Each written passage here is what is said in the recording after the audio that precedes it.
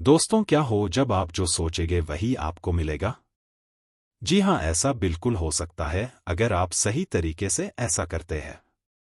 वर्तमान में आज हम जो कुछ भी है वो हमारी सोच की वजह से ही है, और आज हम जो सोच रहे हैं और महसूस कर रहे हैं, भविष्य में हम बिल्कुल वैसा ही बनने वाले हैं।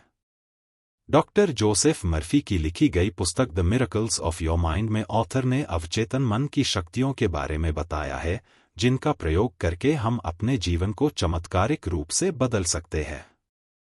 तो आइए शुरू करते हैं the miracles of your mind summary. Joseph Murphy का जन्म 20 मई 1898 को आयरलैंड के एक छोटे से कस्बे में हुआ था। अपने शुरुआती दिनों में जोसेफ अपना पेट भरने के लिए मजदूरी करते थे। उन्होंने फार्मेसी का अध्ययन किया और द्वितीय विश्व युद्ध में फार्मासिस्ट के रूप में अपनी सेवाएं दी।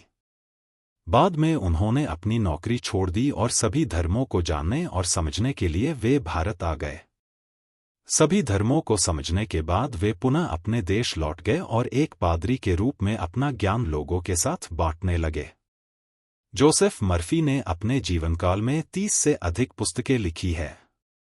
उनकी सबसे मशहूर पुस्तक the power of your subconscious mind है, जो 1963 में प्रकाशित हुई और एक बेस्टसेलर पुस्तक बन गई। इस बुक को बेस्ट सेल्फ हेल्प बुक में शामिल किया गया। जोसेफ मर्फी का देहांत दिसंबर 1981 में हुआ। उसके बाद उनकी विरासत को उनकी पत्नी जीन मर्फी ने संभाला। डॉक्टर जोसेफ मर्फी ने इस पुस्तक को 6 अध्यायों में विभाजित किया है। आपका मन कैसे काम करता है? डॉक्टर जोसेफ मर्फी बताते हैं कि इंसान का मन 2 तरह से काम करता है, एक चेतन मन कॉन्शियस माइंड के रूप में और दूसरा अवचेतन मन सबकॉन्शियस माइंड के रूप में। चेतन मन का कार्य तर्क वितर्क का होता है और वह हमारे शरीर की 5 इंद्रियों के रूप में होता है। चेतन मन तब ही काम करता है जब हम जागृत अवस्था में हो, जबकि अवचेतन मन नींद की अवस्था में भी काम करता है। अवचेतन मन एक मिट्टी की तरह होता है, आप इसमें जो भी बीज डालेंगे वह उसे स्वीकार कर लेगा, अब चाहे बीज अच्छा हो या बुरा। अर्थात जिस भी चीज के बारे में आप सोचते हैं और विश्वास करते हैं, चाहे वह अच्छी हो या बुरी, आपका अवचेतन मन उसे स्वीकार कर लेगा और वही चीजें आप तक पहुंचाएगा। इसे हम एक उदाहरण द्वारा समझते हैं। चेतन मन किसी जहाज के ब्रिज पर खड़े कप्तान या मार्गदर्शक जैसा होता है। वह जहाज की दिशा तय करता है और इंजन रूम में काम कर रहे कर्मचारियों को आदेश देता है, जिसमें सभी बॉयलर, उपकरण आदि है। इंजन रूम के सभी कर्मचारी नहीं जानते हैं कि वे कहाँ जा रहे हैं, वे तो बस आदेश का पालन करते हैं। वे चट्टानों से भिड़ जाएंगे यदि ब्रिज पर खड़ा कप्तान गलत या दोषपूर्ण आदेश जारी कर दे। इंजन रूम के कर्मचारी उसका आदेश इसलिए मानते हैं क्योंकि कप्तान वही है। वे कप्तान से पलटकर सवाल नहीं करते हैं, वे तो बस चुपचाप उसके आदेशों का पालन करते हैं। कप्तान जहाज का मालिक होता है, उसके आदेशों का पालन होता है। इसी तरह से आपका चेतन मन आपके जहाज का कप्तान है, मालिक है। आपका शरीर और आपके जीवन की सारी परिस्थितियां जहाज का प्रतीक है। आपका अवचेतन मन आपके दिए गए आदेशों को ग्रहण करता है, जो आपके विश्वासों और सच माने गए सुझावों पर आधारित होते हैं। दोस्तों, जो कुछ भी आपको लाइफ में चाहिए या फिर कुछ बनना है, तो आपको वर्तमान में उसे महसूस करना होगा और अपने अवचेतन मन को बताना होगा कि आपको वह चीज चाहिए या फिर आप वह बनना चाहते हैं, तो निश्चित ही वह चीज आप पालेंगे और आप वह बन जाएंगे जो आप चाहते हैं।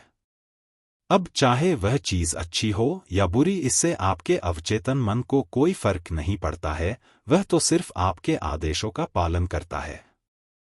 अवचेतन मन और स्वास्थ्य। दोस्तों, हमारे अवचेतन मन में इतनी शक्ति है कि वह बड़ी से बड़ी बीमारी का इलाज भी स्वतः कर देता है। अगर हम हमारे शरीर की किसी बीमारी को लेकर मन में यह धारणा रखते हैं कि मेरी यह बीमारी तो बढ़ रही है, तो आप यह मानकर चलिए कि कुछ ही दिनों में आपकी बीमारी और अधिक बढ़ जाएगी, क्योंकि आपने अपने अवचेतन मन को यह संकेत दिया है कि आपकी बीमारी बढ़े। वही यदि आप अपनी किसी बीमारी के बारे में यह धारणा रखते हैं और विश्वास करते हैं कि मैं तेजी से स्वस्थ हो रहा हूं, मेरी बीमारी दूर हो रही है, तो यकीन मानिए आप जल्दी ठीक हो जाएंगे। दोस्तों, हमारे शरीर का स्वस्थ होना या न होना हमारे मन पर निर्भर करता है। हम अपने विश्वास से अपने अवचेतन मन के द्वारा किसी भी बीमारी का इलाज कर सकते हैं।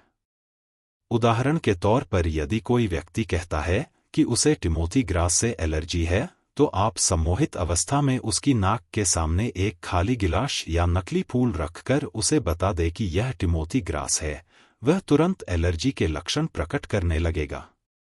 इससे निष्कर्ष निकलता है कि रोग का कारण मन में होता है, उपचार की प्रक्रिया भी मन में ही घटित हो सकती है। अवचेतन मन और शराब। आज के समय में देखा जाए तो ज्यादातर लोग आदतन शराबी बन गए हैं। उनका शराबी बनने का कारण भी वे स्वयं ही है, क्योंकि उन्होंने बार बार अपने मन को यह एहसास दिलाया है कि शराब से उसे शांति मिलती है, उसकी टेंशन दूर होती है। इसके अलावा शराब की ओर भागने का एक कारण यह भी है कि वह अपने मन में इस प्रकार की छवि बना लेता जिससे वह शराब पीने की ओर अग्रसर होता है, जैसे वह शराब का पैक बना रहा है, वह दोस्तों के साथ शराब को एंजॉय कर रहा है आदि। आपके भीतर अवचेतन मन में असीम शक्ति के भंडार और उपचारक शक्ति है, इससे इसी समय परिचित हो जाए। यदि आप शराबी है तो इसे स्वीकार करें, मुद्दे से न कतराए। कई लोग शराबी इसलिए बन रहे हैं क्योंकि वे इसे मानने से ही इनकार कर देते हैं। अगर शराबी इस आदत से छुटकारा पाना चाहता है तो सबसे पहले उसे अपने मन को फिर से कंडीशन करना होगा, अपनी पुरानी मान्यताओं को बदलना होगा। उसे हमेशा पॉजिटिव और अच्छे विचार ही अपने मन में रखने होंगे। अपने अवचेतन मन को यह बताना होगा कि अब वह शराब छोड़ रहा है। अगर आप ऐसा करते हैं तो निश्चित ही आप शराब पीने की आदत से मुक्त हो जाएंगे। अवचेतन मन और दौलत। दोस्तों, हम अपने अवचेतन मन की शक्ति से दौलतमंद बन सकते हैं। अमीर और गरीब होना हमारे मन पर निर्भर करता है। अगर हम यह मानते हैं कि मैं कभी अमीर नहीं बन सकता या फिर पैसे के बारे में हम गलत धारणा रखते हैं, तो हम कभी अमीर नहीं बन पाएंगे। दौलतमंद बनने के लिए हमेशा दौलत पाने की भावना रखें। दौलत की भावना दौलत उत्पन्न करती है, सफल होने की भावना सफलता उत्पन्न करती है, इसे हर समय मन में रखें। अवचेतन मन किसी बैंक की तरह है, एक तरह का सर्वव्यापी बैंक। आप इसमें जो भी जमा करते हैं या जिसकी भी छाप छोड़ते हैं, यह उसे बढ़ा देता है, चाहे यह अच्छा हो या बुरा। अवचेतन मन आपको चक्रवृद्धि ब्याज भी देता है। हर सुबह जब आप जागे तो समृद्धि, सफलता, दौलत और शांति के बारे में सोचें। हमेशा अच्छी और सफलता पाने वाली चीजों को महसूस करें। अगर आप ऐसा करते हैं तो आपके अवचेतन मन में यह संदेश जाएगा कि आपको दौलत और सफलता चाहिए, यकीनन आपको वह चीजें प्राप्त होने लग जाएगी। वैवाहिक समस्याओं में अवचेतन मन का इस्तेमाल।